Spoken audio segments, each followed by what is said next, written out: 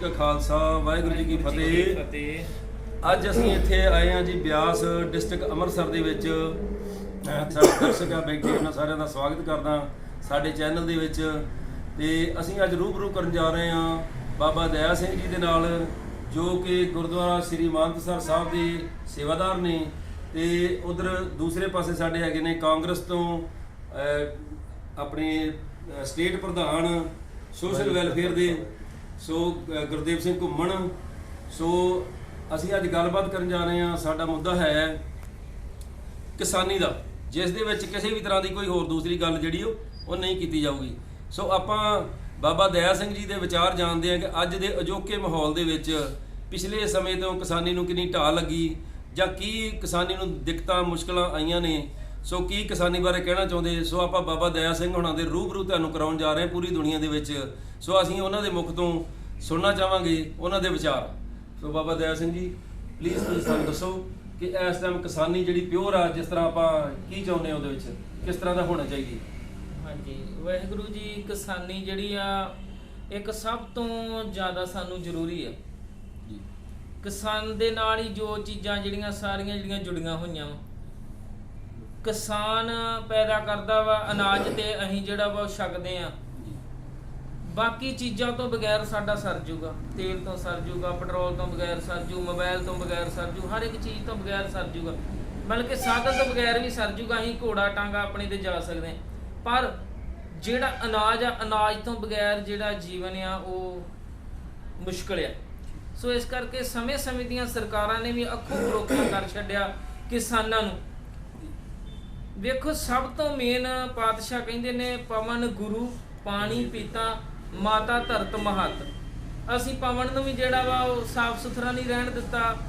ਪਾਣੀ ਤੇ ਪੰਜਾਬ ਦੇ ਬਿਲਕੁਲ ਹੀ ਖਰੇ ਸਰਕਾਰਾਂ ਨੇ ਸਹੁੰਆਂ ਖਾਧੀਆਂ ਵੀ ਸਾਡੀਆਂ ਫੈਕਟਰੀਆਂ। ਵੇਖੋ, ਸਰਕਾਰਾਂ ਦੀਆਂ ਫੈਕਟਰੀਆਂ ਮੈਂ ਤਾਂ ਕਹਿੰਦਾ, ਜਿਹੜੇ ਇਹਨਾਂ ਦੇ ਨੁਮਾਇੰਦੇ ਆ ਨਾ, ਜ਼ਿਆਦਾਤਰ ਫੈਕਟਰੀਆਂ ਉਹਨਾਂ ਦੀਆਂ ਹੀ ਹਨ ਪੰਜਾਬ ਦੇ ਵਿੱਚ। ਵੇਖੋ, ਆਮ ਲੋਕਾਂ ਦੀਆਂ ਸਾਡੀਆਂ ਤੇ ਹੈ ਨਹੀਂ ਗੀਆਂ। ਸੋ ਇਸ ਕਰਕੇ ਇਹਨਾਂ ਨੇ ਪੰਜਾਬ ਦੀ ਧਰਤੀ ਨੂੰ ਬੰਜਰ ਬਣਾਉਣ ਦੀਆਂ ਕੋਸ਼ਿਸ਼ਾਂ ਕੀਤੀਆਂ। ਜਿਸ ਤਰ੍ਹਾਂ ਕਿ ਰੁੱਖਾਂ ਦੀ ਕਟਾਈ ਬਹੁਤ ਜ਼ਿਆਦਾ ਕਰਾ ਦਿੱਤੀ, ਜਿਹੜੀ ਕਿ ਨਹੀਂ ਚਾਹੀਦੀ ਉਨੀ ਗਿਣਤੀ ਦੇ ਵਿੱਚ ਲੱਗੇ ਨਹੀਂ ਜਿੰਨੀ ਗਿਣਤੀ ਦੇ ਵਿੱਚ ਰੁੱਖ ਜਿਹੜੇ ਕੱਟੇ ਗਏ। ਸੋ ਇਸ ਕਰਕੇ ਧਰਤੀ ਨੂੰ ਬਚਾਉਣ ਦੇ ਲਈ ਕਿਸੇ ਵੀ ਸਰਕਾਰ ਨੇ ਨਹੀਂ ਵੀ ਆਪਾਂ ਅਕਾਲੀਆਂ ਦੇ ਸਿਰ, ਕਾਂਗਰਸ ਦੇ ਸਿਰ ਜਿਹੜਾ ਵਾ ਇਹ ਗੱਲ ਮੜੀ ਜਾਈਏ, ਕਿਸੇ ਵੀ ਸਰਕਾਰ ਨੇ ਸਾਡੇ ਪੰਜਾਬ ਦੀ ਧਰਤੀ ਨੂੰ ਬਚਾਉਣ ਵਾਸਤੇ ਜਿਹੜਾ ਨਾ ਕੋਈ ਠੋਸ ਉਪਰਾਲਾ ਨਹੀਂ ਕੀਤਾ ਜੀ। ਤੇ ਸੋ ਇਸ ਕਰਕੇ ਜਿਹੜੇ ਲੋਕ ਧਰਤੀ ਨੂੰ ਹੀ ਬਚਾ ਨਹੀਂ ਸਕਦੇ, ਆਪਣੀ ਮਾਂ ਜਿਹਨੂੰ ਕਹਿੰਦੇ ਆ, ਉਹ ਸਾਡੀ ਜਵਾਨੀ ਨੂੰ ਕਿੱਦਾਂ ਬਚਾਉਣਗੇ, ਉਹ ਸਾਡੇ ਪਾਣੀ ਨੂੰ ਕਿੱਦਾਂ ਬਚਾਉਣਗੇ, ਤੇ ਸਾਡੀ ਉਹ ਕਿਸਾਨੀ ਨੂੰ ਕਿੱਦਾਂ ਬਚਾਉਣਗੇ। ਬਹੁਤ ਬਹੁਤ ਧੰਨਵਾਦ ਬਾਬਾ ਜੀ। ਬਾਬਾ ਜੀ, ਮੈਂ ਇੱਕ ਕੁਐਸਚਨ ਤੁਹਾਨੂੰ ਹੋਰ ਪੁੱਛਣਾ ਚਾਹਾਂਗਾ, ਇੱਕ ਸਵਾਲ ਦਾ ਜਵਾਬ ਹੋਰ ਪੁੱਛਣਾ ਚਾਹਾਂਗਾ ਕਿ ਅਜੋਕੇ ਸਮੇਂ ਦੇ ਵਿੱਚ ਜਿਹੜੀ ਕਿਸਾਨੀ ਆ ਉਹਨੂੰ ਕਾਫੀ ਵੱਡੀ ਢਾਹ ਲੱਗੀ ਆ, ਜਿਹਦੇ ਵਿੱਚ ਤੇਲਾਂ ਦੇ ਰੇਟ ਕਾਫੀ ਵੱਧ ਗਏ ਆ, ਹੋਰ ਖਰਚੇ, ਖਾਦਾਂ ਦੇ ਰੇਟ ਕਾਫੀ ਵੱਧ ਗਏ ਆ, ਦਵਾਈਆਂ ਦੇ ਰੇਟ ਕਾਫੀ ਵੱਧ ਗਏ ਆ। ਇਸ ਦੇ ਬਾਰੇ ਤੁਸੀਂ ਕੀ ਕਹਿਣਾ ਚਾਹੋਗੇ? ਦੋ ਸ਼ਬਦ ਇਹਦੇ ਬਾਰੇ ਵੀ ਦੱਸੋ। ਵੇਖੋ ਜੀ, ਇਹ ਸਿਸਟਮ ਨਾ ਤੇ ਸੈਂਟਰ ਦੇ ਵਿੱਚ ਬੀਜੇਪੀ ਤੇ ਨਾ ਕਾਂਗਰਸ ਦੇ ਕੋਲੋਂ ਕੰਟਰੋਲ ਹੋਇਆ, ਠੀਕ ਹੈ, ਕਿ ਦੋਵੇਂ ਹੀ ਜਿਹੜੀਆਂ ਪਾਰਟੀਆਂ ਵਾ ਇਹ ਵੱਡੇ ਘਰਾਣਿਆਂ ਦੇ ਕੋਲੋਂ ਵਿਕ ਗਈਆਂ। ਜਿੰਨੀ ਦੇਰ ਤੱਕ ਸਾਡੇ ਭਾਰਤ ਦਾ ਸਿਸਟਮ ਨਹੀਂ ਬਦਲਦਾ, ਉਨੀ ਦੇਰ ਤੱਕ ਆਮ ਜਨਤਾ ਜਿਹੜੀ ਉਹ ਸੁੱਖ ਦਾ ਸਾਹ ਨਹੀਂ ਲੈ ਸਕਦੀ। ਸਿਸਟਮ ਨੂੰ ਬਦਲਣਾ ਪੈਣਾ ਵਾ। ਚੰਗੇ ਬੰਦੇ ਜਿਹੜੇ ਉਹ ਅੱਗੇ ਆਉਣ, ਜਿਹੜੇ ਕਿ ਇੰਨਾ ਜ਼ਿਆਦਾ ਟੈਕਸ ਖਾਈ ਜਾਂਦੇ ਨੇ, ਸਾਡੀਆਂ ਸਰਕਾਰੀ ਪ੍ਰਾਪਰਟੀਆਂ ਜਿਹੜੀਆਂ ਉਹਨੂੰ ਵੇਚੀ ਜਾ ਰਹੇ ਨੇ, ਇੱਥੋਂ ਤੱਕ ਕਿ ਸਾਡੇ ਏਅਰਪੋਰਟ ਵਿਕ ਗਏ, ਸਾਡੀ ਰੇਲ ਵਿਕ ਗਈ, ਔਰ ਵੱਡੇ ਵੱਡੇ ਜਿਹੜੇ ਆ ਦੰਗੇ ਫਸਾਦ ਜਿਹੜੇ ਆ ਉਹ ਪੰਜਾਬ ਦੇ ਵਿੱਚ ਵੀ ਕਰਾਉਣ ਦੀਆਂ ਕੋਸ਼ਿਸ਼ਾਂ ਕੀਤੀਆਂ ਇਹਨਾਂ ਨੇ। ਪੁਲਗਾਮਾ ਚੇਤੇ ਰੱਖੋ, ਹੋਰ ਬਹੁਤ ਜ਼ਿਆਦਾ ਜਗ੍ਹਾ ਜਿਹਨੇ ਕਿ ਗਿਣਤੀ ਕਰਨ ਲੱਗੇ ਤੇ ਬੜਾ ਟਾਈਮ ਲੱਗ ਜਾਊਗਾ।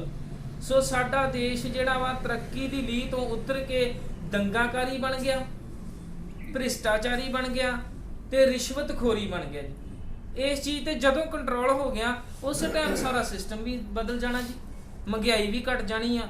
ਜਿਹੜੇ ਆ ਚਾਰ ਲੋਕ ਅੱਜ ਮੂਲੀ ਜਿਹੜੀ ਆ ਅੱਜ ਦੀ ਭਾਅ ਤੁਹਾਨੂੰ ਦੱਸ ਦਿੰਦਾ ਮੈਂ, 2 ਰੁਪਏ ਕਿਲੋ ਲੈ ਰਹੇ ਜੀ ਕਿਸਾਨ ਦੇ ਕੋਲੋਂ, ਗਾੜੀ 10 ਰੁਪਏ ਵਿਕ ਰਹੀ ਹੈ। ਹੁਣ 8 ਰੁਪਏ ਵਿਚਲੇ ਲੋਕ ਹੀ ਖਾ ਗਏ, ਜਿਹੜੇ ਕਿਸਾਨ ਨੇ ਬੀਜੀ, ਉਹਦੀ ਮਿਹਨਤ ਕੀਤੀ, ਉਹਨੂੰ ਇੰਨਾ ਬੈਨੀਫਿਟ ਨਹੀਂ ਆਇਆ, ਜਿਹੜੇ ਕਿ ਵਿਚਲੇ 8 ਰੁਪਏ ਲੋਕ ਜਿਹੜੇ ਉਹ ਖਾ ਗਏ ਜੀ। ਇਸ ਚੀਜ਼ ਤੇ ਕੰਟਰੋਲ ਜਿਹੜਾ ਆਉਣ ਵਾਲੇ ਸਮੇਂ 'ਚ ਆਪਾਂ ਸਾਰੇ ਰਲ ਮਿਲ ਕੇ ਕਰਾਂਗੇ ਜੀ। ਬਹੁਤ ਬਹੁਤ ਧੰਨਵਾਦ ਬਾਬਾ ਜੀ। ਬਾਬਾ ਜੀ ਦੇ ਕਹਿਣ ਮੁਤਾਬਕ ਆਪਾਂ ਇੱਕ ਸਿੱਟੇ ਤੇ ਗੱਲ ਪਹੁੰਚਦੀ ਆ, ਜਿਹਦੇ ਵਿੱਚ ਆਪਾਂ ਬਾਬਾ ਜੀ ਨੇ ਇੱਕੋ ਗੱਲ ਕੀਤੀ ਕਿ ਨਿਰੋਲ ਮਨ ਨੂੰ ਸਾਫ਼ ਕਰਕੇ, ਆਤਮਾ ਨੂੰ ਸਾਫ਼ ਕਰਕੇ ਹਰ ਇੱਕ ਬੰਦੇ ਨੂੰ, ਕੋਈ ਲੀਡਰ ਆ, ਕੋਈ ਕੁਛ ਆ, ਕੋਈ ਮੋਹਤਬਰ ਬੰਦਾ, ਕਿਸੇ ਤਰ੍ਹਾਂ ਦਾ ਕੋਈ ਲਾਲਾ, ਸੋ ਲਾਲੇ ਤਰ੍ਹਾਂ ਦਾ ਆਪਣਾ ਛੱਡਣਾ ਪਊਗਾ ਸਰਕਾਰਾਂ ਨੂੰ ਪੂਰੇ ਤਰ੍ਹਾਂ। ਬਾਬਾ ਜੀ ਨੇ ਗੱਲ ਕਹੀ ਆ। ਸੋ ਬਾਬਾ ਦਇਆ ਸਿੰਘ ਉਹਨਾਂ ਦੀ ਗੱਲ ਬੜੀ ਵਧੀਆ ਕਿ ਮਨ ਤੋਂ ਨਿਰੋਲ ਹੋਣਾ ਪਊਗਾ ਤੇ ਸਾਡਾ ਸਾਰਾ ਵਾਤਾਵਰਨ ਵੀ ਨਿਰੋਲ ਹੋ ਸਕਦਾ। ਜੇ ਮਨ ਤੋਂ ਨਿਰੋਲ ਨਹੀਂ ਹੋ ਸਕਦੇ, ਤਨ ਤੋਂ ਨਿਰੋਲ ਨਹੀਂ ਹੋ ਸਕਦੇ, ਸੋ ਸਾਨੂੰ ਆਪਣੇ ਜਿਹੜੇ ਵਿੱਚ ਝੂਠ ਆ, ਫਰੇਬ ਆ, ਉਹ ਛੱਡਣੇ ਪੈਣਗੇ। ਸੋ ਝੂਠ ਫਰੇਬ ਛੱਡਣ ਦੇ ਨਾਲ ਨਾਲ ਸੋ ਆਪਾਂ ਗੱਲਾਂ ਕਰਦੇ ਹੁਣ ਇਸ ਟਾਈਮ ਡਾਕਟਰ ਗੁਰਦੇਵ ਸਿੰਘ ਘੁੰਮਣ ਹੋਣਾ ਦੇ ਨਾਲ, ਜੋ ਕਿ ਇਸ ਟਾਈਮ ਕਾਂਗਰਸ ਤੋਂ ਸਟੇਟ ਪ੍ਰਧਾਨ ਨੇ ਵੈਲਫੇਅਰ, ਆਪਣੇ ਸੋਸ਼ਲ ਵੈਲਫੇਅਰ ਦੇ। ਸੋ ਉਹਨਾਂ ਨਾਲ ਇਸ ਮਾਮਲੇ ਦੀ ਗੱਲ ਕਰਨਾ ਚਾਹਾਂਗੇ ਕਿ ਕੀ ਜਵਾਬ ਦੇਣਾ ਚਾਹੁੰਦੇ ਆ। ਵਾਹਿਗੁਰੂ ਜੀ ਕਾ ਖਾਲਸਾ, ਵਾਹਿਗੁਰੂ ਜੀ ਕੀ ਫਤਿਹ। ਮੈਂ ਬਾਬਾ ਦਇਆ ਸਿੰਘ ਜੀ ਦੇ ਸਾਰੇ ਵਿਚਾਰ ਨਾਲ ਸਹਿਮਤ ਹਾਂ ਕਿ ਇਹ ਸਾਰੇ ਕੰਟਰੋਲ ਜਿਹੜੇ ਨੇ ਸਰਕਾਰਾਂ ਨੇ ਜਿਹੜਾ ਹੈਗਾ ਕਰਨਾ ਚਾਹੀਦਾ ਸੀ, ਉਹਨਾਂ ਨੇ ਕਿਸੇ ਚੀਜ਼ ਤੇ ਧਿਆਨ ਨਹੀਂ ਦਿੱਤਾ, ਨਾ ਇਨਸਾਨੀ ਦੇ ਉੱਤੇ ਧਿਆਨ ਦਿੱਤਾ, ਨਾ ਕਿਸਾਨੀ ਦੇ ਉੱਤੇ ਧਿਆਨ ਦਿੱਤਾ। ਔਰ ਜਿੰਨਾ ਵੀ ਵਾਤਾਵਰਨ ਵੀ ਪੋਲਿਊਟਡ ਹੋ ਗਿਆ, ਸਭ ਚੀਜ਼ਾਂ ਹੋ ਰਹੀਆਂ ਨੇ। ਔਰ ਕਿਸਾਨ ਨੂੰ ਜਿਹੜੀ ਸਭ ਤੋਂ ਵੱਡੀ ਢਾਲ ਲੱਗ ਰਹੀ ਹੈ। ਹੁਣ ਦੇਖੋ ਹਜ਼ਾਰ ਦੇ ਆਸ-ਪਾਸ ਦੀ ਗਿਣਤੀ ਹੋ ਚੁੱਕੀ ਹੈ, ਉੱਥੇ ਕਿਸਾਨ ਵਿਚਾਰੇ ਸ਼ਹੀਦ ਹੋ ਰਹੇ ਨੇ, ਜਿਹੜੇ ਘਰ ਛੱਡ ਕੇ ਉੱਥੇ ਗਏ ਨੇ, ਉੱਥੇ ਬੈਠੇ ਨੇ। ਔਰ ਇਹ ਲੱਗਦਾ ਕਿ ਬੀਜੇਪੀ ਦੇ ਜਿਹੜੇ ਉਤਲੇ ਪਾਸੇ ਸਾਰੇ ਜੋ ਵੀ ਸਰਕਾਰ ਇਸ ਟਾਈਮ ਬੈਠੀ ਹੋਈ ਹੈ, ਉਹ ਲੱਗਦਾ ਇੰਜੋਏ ਕਰ ਰਹੇ ਨੇ, ਜਾਂ ਕਿਸੇ ਦੇ ਉਹ ਖਰੀਦੇ ਹੋਏ ਨੇ। ਉਹ ਖਰੀਦੇ ਹੋਏ ਨਹੀਂ ਆ, ਉਹ ਆਪਣੇ ਵੀ ਤਵੀ ਤੇ ਤਾਂ ਬੈਠੇ ਨੇ, ਤੱਤੀ ਤੇ ਜਾ ਕੇ। ਉਹਨਾਂ ਨੂੰ ਪਤਾ ਹੈ ਅਸੀਂ ਇੱਥੇ ਵੀ ਸੜਨਾ ਤੇ ਉੱਥੇ ਵੀ ਸੜਨਾ। ਜੇਕਰ ਇਹ ਕਿਸਾਨ ਵੀ ਕਿਸਾਨੀ ਕਾਨੂੰਨ ਜਿਹੜੇ ਲੈ ਕੇ ਗਵਰਨਮੈਂਟ ਆਈ, ਇਹਨਾਂ ਨੇ ਵਾਪਸ ਨਹੀਂ ਲਿਆ। ਔਰ ਅੱਜ ਜਵਾਨ ਸਾਡਾ ਜਿਹੜਾ ਬਾਰਡਰ ਤੇ ਮਰ ਰਿਹਾ, ਕਿਸਾਨ ਸਾਡਾ ਉੱਥੇ ਮਰ ਰਿਹਾ। ਦੂਜਾ ਬਾਬਾ ਜੀ ਨੇ ਗੱਲ ਕੀਤੀ ਕਿ 2 ਰੁਪਏ ਕਿਲੋ ਮੂਲੀਆਂ ਵੀ ਕਿਸਾਨ ਕੋਲ ਲਈਆਂ ਜਾ ਰਹੀਆਂ ਤੇ 10 ਰੁਪਏ ਦੀਆਂ ਸਾਨੂੰ ਦਿੱਤੀਆਂ ਜਾ ਰਹੀਆਂ ਨੇ। ਉਹ 8 ਰੁਪਏ ਬਿਨਾਂ ਮਿਹਨਤ ਕੀਤੇ ਵਿੱਚੋਂ ਜਾ ਰਹੇ ਨੇ। ਇਹ ਚੀਜ਼ਾਂ ਦੇ ਉੱਤੇ ਕੰਟਰੋਲ ਹੋਣਾ ਚਾਹੀਦਾ ਕਿ ਇਦੋਂ ਨੀਚੇ ਆ ਚੀਜ਼ ਨਹੀਂ ਖਰੀਦੀ ਜਾਏਗੀ, ਜੋ ਕਿ ਬਹੁਤ ਸਾਰੇ ਸਟੇਟ ਨੇ ਕੀਤਾ ਵੀ ਹੈ। ਜਿਨ੍ਹਾਂ ਨੇ ਕੀਤਾ ਵੀ ਕਿ ਨਹੀਂ ਇਦੋਂ ਨੀਚੇ ਨਹੀਂ ਹੈ, ਇਹ ਸਬਸਿਡੀ ਅਸੀਂ ਉਹਨੂੰ ਕੋਲੋਂ ਦਿਆਂਗੇ।